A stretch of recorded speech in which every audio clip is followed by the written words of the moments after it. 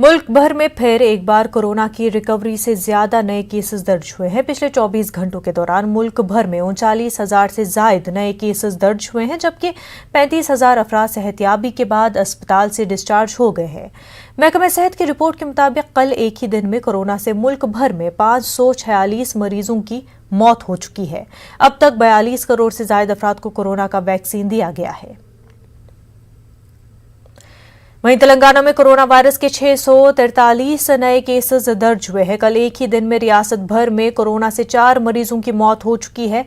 महकमे सेहत की रिपोर्ट के मुताबिक कल रियासत भर में 1,20,530 अफराद का कोरोना टेस्ट किया गया, जिसमें से 643 अफराद कोरोना से मुतासिर पाए गए हैं।